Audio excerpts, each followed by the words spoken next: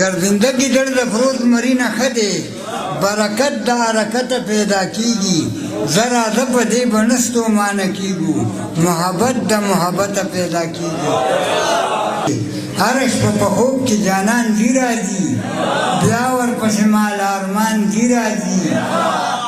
او ستا رقیب له تا سره اولاد کې مې شلېدلې ګریوان ځي راځي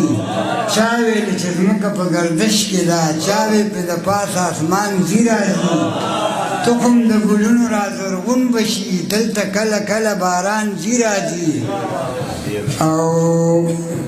انسان کې سړی یو څه ماښام بل څه وي سر کې د دې خلکو ایمان ځي راځي سار کې سړی یو څه ماښام بل څه وي سر کې د دې خلکو ایمان ځي راځي او تخم د ګلونو را زرغون بشي دلته کله کله باران ځي راځي او زړه لکه سندان که پروا مه کوه مینه کې خو ګټه تاوان ځي راځي او خولې کې د غندل رګونه راشي او په لتو شي ستا مخکې پې هسې پیریان ځي راځي یاره درتلم خو زولنی که مې په خپو کې نه وي که سوځېدلې دې د مینې په لمبو کې نه وي ما به د خپلې مینې تا نه تپوس کړی وي خو که دې راغلې راته اوښکې په لیمو کې نه وي که د زما د زړګي وینې پرې مګلې نه وي دونه سرخي به د اشنا په اننګو کې نه وي اولې خبر به وي د خپل قدر او خپل عزته ارمان چې پروت په کتوزو کې نه وي او که زه د ستا د مخمین نه وي نو روغ به ومه د روغو خلکو به شمارلې لیونو کې نه وي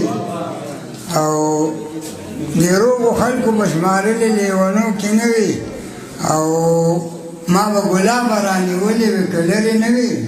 غندله ګل که رانه پټ چتاکبو کې نه وي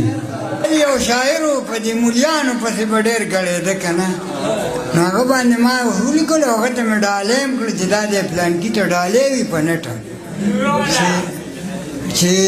د کور په کټ کې ناست دی او بلا ته ګوته نیسي چې هر څه ته خطا شي نو مولا ته ګوته نیسي او دا ګوته نیول د دوی د پلار نیکه عادت دی خو یا تا ته ګوته نیسي او یا ما ته ګوته نیسي دا ګوته نیول د دوی د پلار نیکه عادت دی یا تا ته ګوته نیسي او یا ما ته ګوته نیسي او د ګوتې د نیو نه بل څه کار یې زده نه دی کله مخکې ګوته نیسي کله شا ته ګوته نیسي د ګوتې د نیو نه بل څه کار یې زده نه دی کله مخکې ګوته نیسي کله شا ته ګوته نیسي او غندله بې ګناه او بې قصوره ګناهګار یم غندله بې ګناه او بې خطا غندله بې ګناه او بې قصوره ګناهګار یم غندله بې ګناه زما خطا ته ګوته نیسي اوس باسه دوه غزله پخې شریکې کړمه چې او دی مذاق دغه یې وکړو نو یو توره ده مذاق کې که نه ابه درته پیل ووایم وي توره مې کوله مال یې نه راکوله په پنجابیانو یې خرڅوله مال یې نه راکوله سرخي پوډر به یې وله ډېرو مګل چې دلالانو ته به یې خوله مال یې نه راکوله